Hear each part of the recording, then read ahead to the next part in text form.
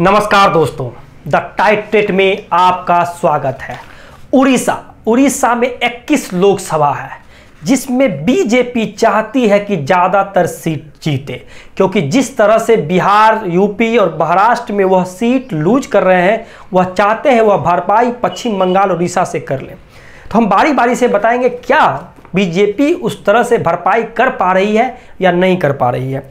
तो सबसे पहले हम बात करते हैं बरगढ़ की बात करें तो 2019 में बता दें कि यहाँ पर बीजेपी चुनाव जीती थी 63,939 वोट ला करके, और बीजेडी यहाँ पर चुनाव हार गई थी।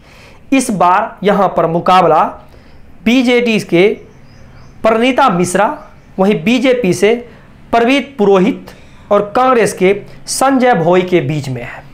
यहाँ पे भी मुकाबला दिलचस्प है। इस दिलचस्प मुकाबला में बीजेडी और बीजेपी के बीच में ही मुकाबला है, और यह मुकाबला कांटे की है। जिस तरह से नरेंद्र मोदी उड़ीसा जा करके और नवीन पटनायक पर कटाक्ष किए थे, आप जिला और जिला के कैपिटल का नाम लिख दें तो हम मान जाएंगे, और अपने ही जाल में फंस गए, क्योंकि जिला का कोई कैपिटल नहीं होता है। इस तरह से उसके बाद नवीन पटनायक ने प्रेस कॉन्फ्रेंस करके एक मुद्दा जो केंद्र सरकार को उन्होंने भेजा था करने के लिए, और एक भी चीज़ों का केंद्र सरकार ने उनको नहीं दिया। भारत रत्न भी नहीं दिया, हॉकी का जो टूर्नामेंट करवाते हैं, वर्ल्ड कप कराते हैं, उनका भी वो उन्होंने भेजा, कल्चर के लिए, प्रोग्राम के लिए भेजा, किसी चीज़ में उन्होंने नहीं किया, जिसके कारण लोग गुस्से में आ गए।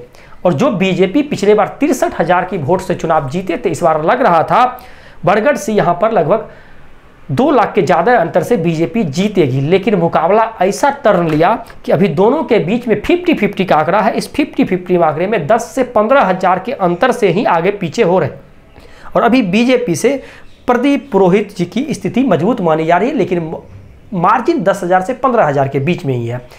यह धीरे धीरे जो बीजेपी का समर्थन अभी बीजेडी में शिफ्ट हो रही है, कांग्रेस का भी समर्थन बीजेडी में शिफ्ट कर रही है, तो यह आंकड़ा कुछ भी हो सकता है। लेकिन अभी फिलहाल बीजेपी लगभग 10,000 से 15,000 के अंतर से आगे चल रहे हैं। उसके बाद हम चलते हैं सुंदरगढ़ की बात करें तो 2019 में यहाँ पर बीजेपी 2,23,065 वोट ला करके चुनाव जीत गए थे।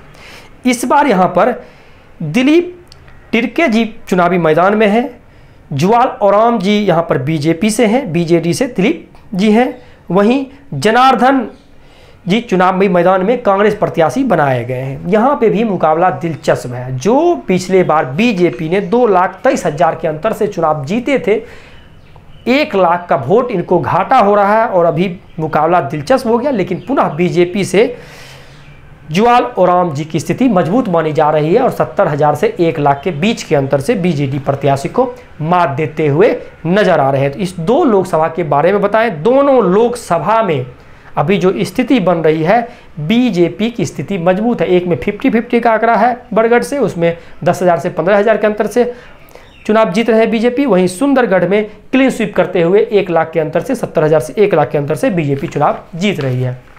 आगे भी बचे हुए लोकसभा के बारे में आप लोग के बीच जल्द हाजिर होंगे। तब तक आपसे विदा लेते हैं। धन्यवाद।